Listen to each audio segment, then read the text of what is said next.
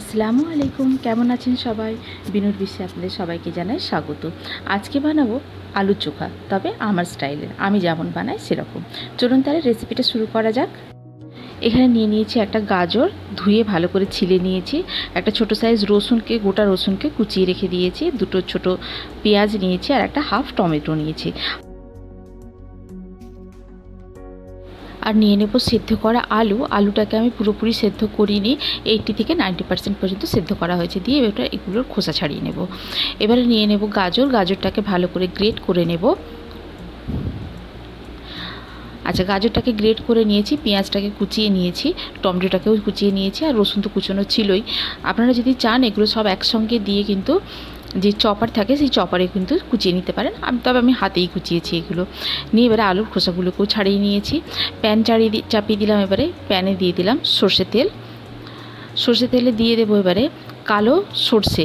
আপনাদের কাছে যদি কালো সর্ষে না থাকে আপনারা সাদা সর্ষেও দিতে পারেন বা জিরে দিতে পারেন, গোটা জিরে দিয়ে দিলাম। এতে কারি পাতা। এবারে দিয়ে দেব রসুন কুচিগুলোকে, দিয়ে হালকা একটু নাড়াচাড়া করে নেব। রসুন কুচি যেন একটু তেলের মধ্যে নাড়াচাড়া করে নিতে হবে, যাতে কাঁচা গন্ধটা চলে যায়। এবারে দিয়ে দেব টমেটো কুচি, আবার একটু নাড়াচাড়া করে নেব। নিয়ে দিয়ে দেব গাজর। গাজরটাকে দিয়েও নাড়াচাড়া করে নেব। আচ্ছা, ফ্লেমটা কিন্তু এখানে আমার মিডিয়ামে থাকবে। দিয়ে দেবো এখানে রোস্টেড চীনাবাদাম। আপনারা যদি চান কাজু কিশমিশও দিতে পারেন, তবে আমি ওগুলো দিইনি, শুধু চীনাবাদাম দিয়েছি। দিয়ে দেবো নুন প্রয়োজন মতো, হলুদ গুঁড়ো দেব, দিয়ে দেবো গোলমরিচের গুঁড়ো, আর দিয়ে দেবো লঙ্কার গুঁড়ো। দিয়ে ভালো করে ভাজা ভাজা মতো করে নেব, হালকা সেদ্ধ হয়ে যাবে এগুলোকে। দিয়ে এবারে যে সেদ্ধ করা আলুগুলো ছিল সেগুলোকে এরকমভাবে কেটে বা হাত দিয়েও ভেঙে দিতে পারেন, তবে গোটা গোটা থাকবে, বেশি একেবারে ম্যাশ করে দেওয়ার দরকার নেই, এরকম গোটা গোটা থাকবে। দিয়ে আলুগুলোকে সব কুচিয়ে কুচিয়ে দিয়ে দেবো এতে।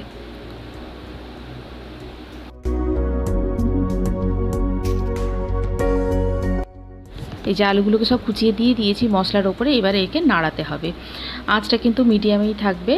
দিয়ে এইভাবে খুন্তি দিয়ে ভালো করে ভেঙে দেবো আলুগুলোকে। দিয়ে এবার দিয়ে দিলাম নুন কিছুটা, কারণ নুনটা একটু আমার কম হয়ে গিয়েছিল। নুন দিয়ে আবারও নাড়তে থাকবো এটাকে।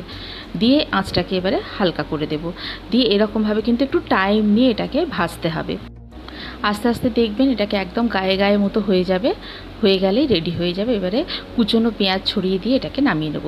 এই আলু চোখাটাকে আজকে আমরা খাবো ভাত দিয়ে আর ডাল দিয়ে। ডাল ভাতের সঙ্গে এই আলু চোখাটাও ভালো লাগে ভীষণ। এবারে এরকম যদি তৈরি করে রাখেন আপনি, পরোটার সঙ্গেও দিতে পারেন বা রোল বানিয়ে দিতে পারেন, পরোটা দিয়ে রোল বানাতে পারেন, একটু টমেটো সস দিয়ে ভীষণ ভালো লাগে খেতে। তবে আমি আরেকটা রেসিপি যেটা বানাই সেটা আজকে আপনাদেরকে দেখাবো। এই যে আমার প্রায় হয়ে গেছে, এটা কমপ্লিট হয়ে গেছে আলু চোখাটা। এবারে চলুন যে রেসিপিটা আমি ট্রাই করব সেটা আপনাদের একটু দেখাই। এখানে একটা তাওয়া নিয়ে নিয়েছি, তাওয়াটা ভালো করে গরম হয়ে গেলে এবারে এতে দিয়ে দেবো সাদা তেল। তেলটাও গরম হয়ে গেলে দিয়ে দেবো এতে দুটো ডিমকে আমি পেঁয়াজ, কাঁচা লঙ্কা, ধনেপাতা কুচি দিয়ে নুন গোলমরিচ দিয়ে ভালো করে ফেটিয়ে নিয়েছি। নিয়ে ঠিক যেমন ডিমের অমলেট তৈরি করে সেরকমভাবে দিয়ে দেবো এতে। দিয়ে এবারে এতে যে আলুর চোখাটা রেডি করে রেখেছিলাম সেটা দিয়ে দেবো। দিয়ে এটাকে হালকা হাতে ভালো করে ফোল্ড করে নেব, তবে একটু ওয়েট করে করবেন যাতে ডিমটা টানিয়ে যায়, একটু শক্ত হয়ে যাবে। তখন এটাকে ভালো করে ফোল্ড করে দেব, যেমন রোল তৈরি হয় সেরকম, ডিমের রোল।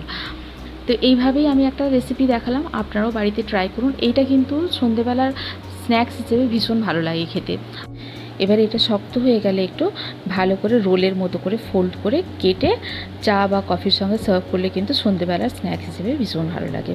আপনারাও বাড়িতে ট্রাই করুন, করে জানান আমাকে রেসিপিটি কেমন লাগলো। যদি ভালো লেগে থাকে তাহলে বন্ধুদের সঙ্গে শেয়ার করুন, আর যদি কোনো নতুন বন্ধু থেকে থাকেন তাহলে আমার চ্যানেলটিকে সাবস্ক্রাইব করে পাশে থাকার অনুরোধ রইল।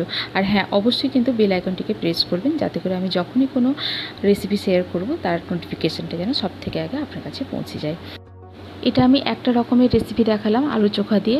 এই আলু চোখাটা যদি তৈরি করা থাকে তাহলে কিন্তু আপনি পরোটার ভেতরে রোল করেও বানাতে পারেন, যেমন বললাম আমি আগে, বা পাটিসাপটার মতো বানিয়ে ময়দা বা আটা গুলে নিয়ে পাটিসাপটার মতো বানিয়ে এরকমভাবে ওই আলু চোখাটা দিয়ে রোল মতো তৈরি করে টিফিনেও দিতে পারেন।